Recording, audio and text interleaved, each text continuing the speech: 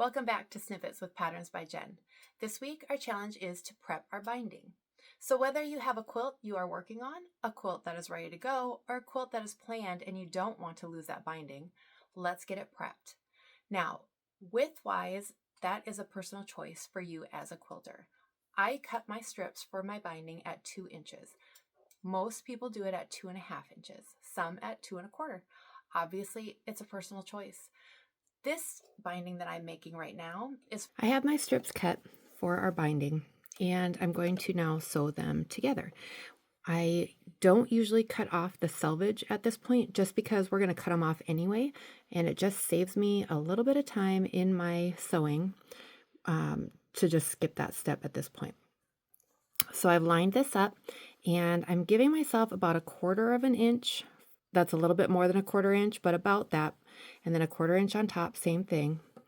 And we're going to sew a diagonal seam from this corner to this corner, just using a regular stitch.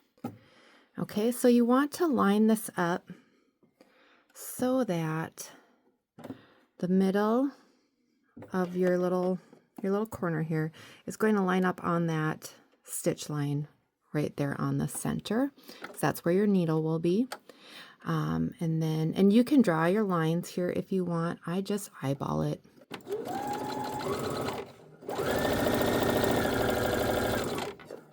Okay, we'll do the same thing. I have 4 strips for this set of binding for this quilt.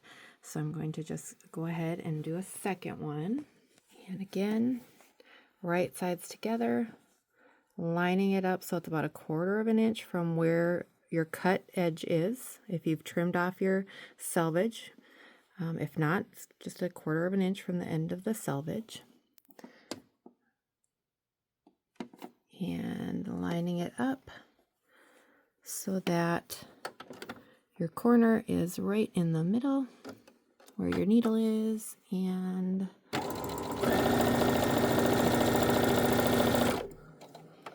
now this is the part where sometimes you can get a little turned around because you're going to sew your strips together again, but you want to make sure that you are sewing the right strips together. So sometimes you can end up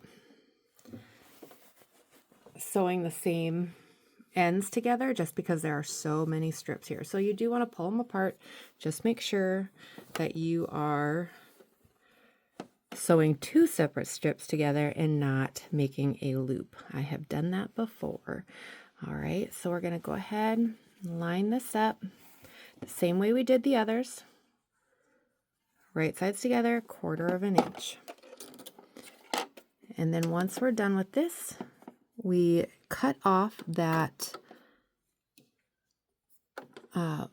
we'll cut off this the extra fabric here, and we'll go ahead and press then and get it ready to be put onto our quilt.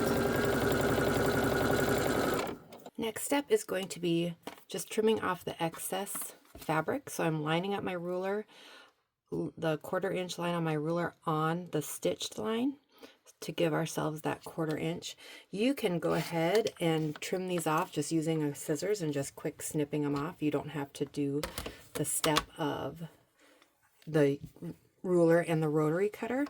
Totally up to you. I tend to just snip with my scissors and not measure quite so carefully when I'm trimming these off, but totally up to you how you want to do this. And if you are a new quilter, I would say go ahead and use your ruler and your rotary cutter just to so that you can learn, you'll learn to eyeball what that 1/4 inch looks like as you go, but to start with, maybe use that rotary cutter and ruler. All right, I'll show you how we press. Okay, we're going to press this strip in half for our binding. Again, I don't trim the selvage just because it's going to get cut off in the end anyway. But you can go ahead and trim it off right now if you like, or if you haven't already, you can go ahead and do that. All right, and we're just going to come along fold the binding in half and press. And we're going to go ahead and do that all along the length. Now, 20 plus years ago, I read in a magazine. I can't remember the magazine. I can't remember the year. I remember the house I lived in at the time. But I read that to help keep your binding from stretching as you're pressing, to run it instead of lengthwise with your ironing board, to go the opposite. And so that's what I have been doing since, and I read that pretty early on in my quilting life world. So I have been doing that. I don't know if it makes a difference.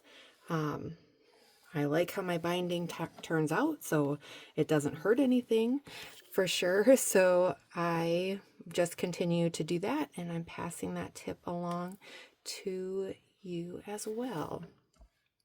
So we're just going to hit with this hot iron, and then we're going to come to the seam, okay?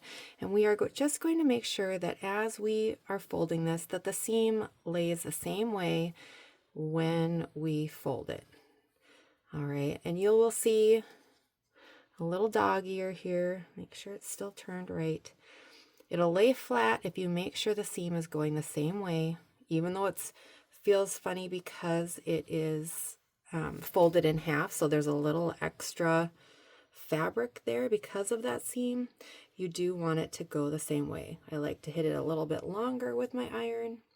And then as I go along, when I am sewing this on, I will trim that little dog ear off as well, and just again to keep down on the bulk.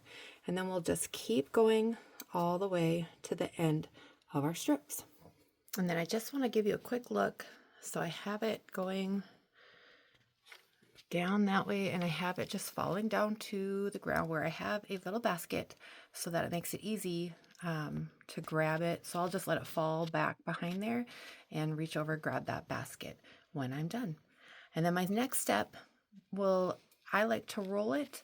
You may put it in a baggie. It may be ready to go right onto a coat right away, but I'll show you how I roll my binding and get it ready for my quilt. To get my binding ready for my quilt, or just to have it ready when I'm ready for my quilt, I have been rolling my binding. It keeps it nice and put together, so it's not just getting knotted all over the place, but it also takes pretty pictures. I'm not gonna lie, it looks pretty cool sitting on top of your quilted quilt, and you get to take that picture and say, look, I'm ready for the binding. So I'm going to just roll it. Again, I haven't trimmed off that selvage yet because it's going to get cut off when you've put your binding on and you sew that last diagonal to stitch it down. So I don't worry about that step. I just let it be. And we'll just roll it. It's not a perfect science. I just roll and try to keep it mostly lined up. I don't start it with a pencil or anything. I just start it and roll. So I'll do that all the way to the end of this piece. Okay, and as I come to the end, we have a pretty little binding roll. Now, I have in the past kept it in baggies, and I'll show you. If you are a Bites of PPJ newsletter subscriber, you may have seen a picture of my oops with my binding.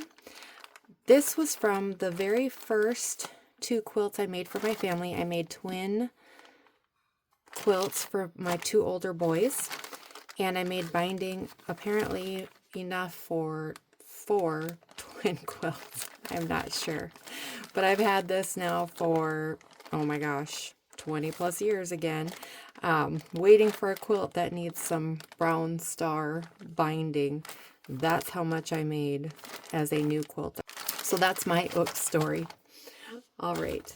I'd love to see your prep binding. So whether you roll it or bag it, I'd love to see a picture of it either in the Quilt and Learn with Patterns by Jen Facebook group or on Instagram, #Snippets. All right, quilters, go make something you love.